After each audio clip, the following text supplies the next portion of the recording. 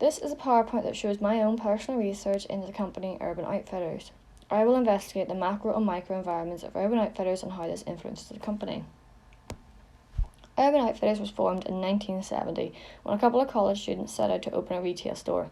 These students were 23-year-old Scott Belair and Dick Hayne. They opened a store located across the University of Pennsylvania that aimed to provide second-hand clothing, furniture, jewelry and home decor to college students like themselves. Over the course of the 51 years they have been in business, the company expanded greatly with stores all over the world. Most of their stores are in the United States, with 522 stores located there out of their 641 stores total. There are further 78 stores in Europe and 34 in Canada. With this slide, I will investigate how macro analysis is important for a company. For Urban Outfitters, this means an analysis of the fashion industry and their place within it. This type of analysis is made of a process of pestle analysis. This is a type of analysis that focuses on the external forces and threats to a company. Pestle is built up of the political, economic, social, technological, legal and environmental factors that must all be taken into examination for a critical investigation. An analysis of this type can be beneficial for the company for many reasons. Such beneficial findings for the company could consist of insight into the future of Urban Outfitters and key threats to the company, the new growth opportunities available, and the key influences within the organisation. There are many examples for each section of the pestle analysis that can be focused on. However, I have decided to focus on a single factor from each. For each point of pestle, I will include the most important and urgent factor that I think the company needs to focus on.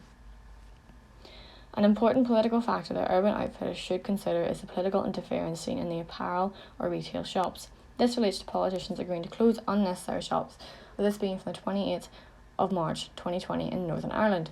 Since then, retail shops have been told to open and close multiple times. This is an issue that must be investigated for the company as it causes mountainous issues, such as how they would move stock and sell online instead.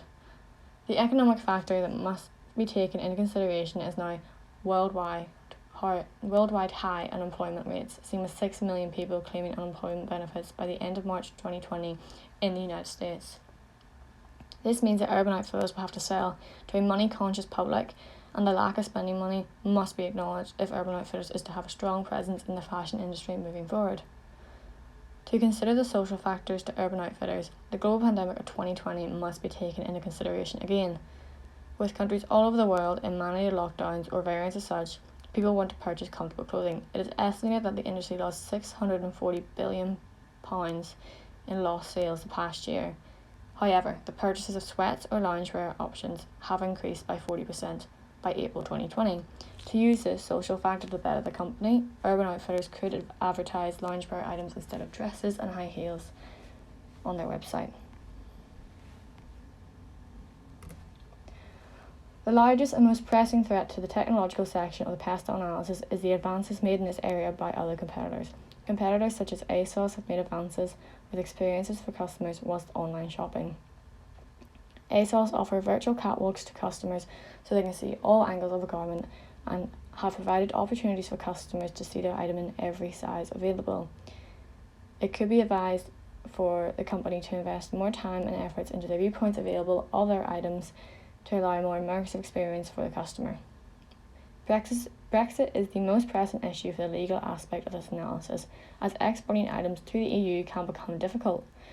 With the UK facing massive export tariffs, there is a concern over the exportation of textiles and garments being expensive to export after previously using a 0-for-0 tariff system. Urban Outfitters should still concern itself with how the regulations can change and even ensure that their manufacturing processes occur within the EU. Throughout the COVID-19 pandemic, there has been a rise and want for sustainable fashion to be sold. It has become a necessity for many that their clothing items are not harming the environment and are not involved in slave labour either.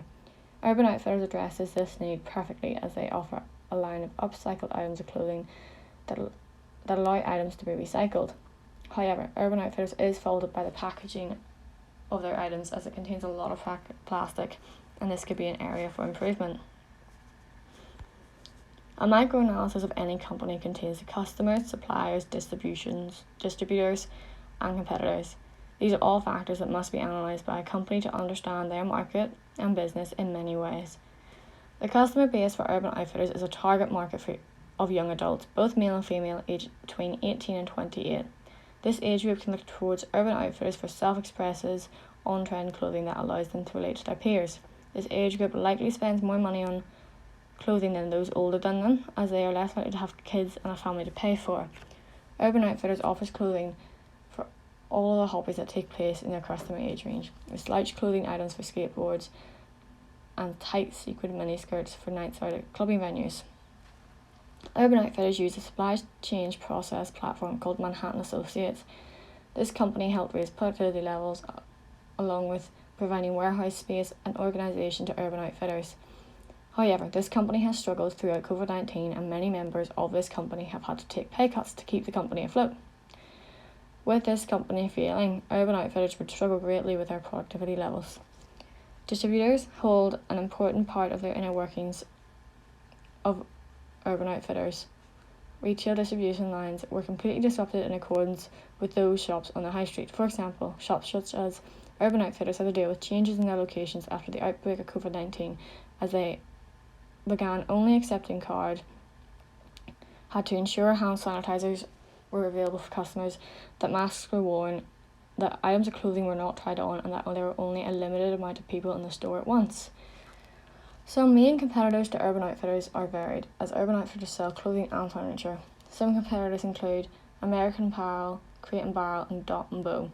The latter of these two companies are furniture stores with prominent online presences.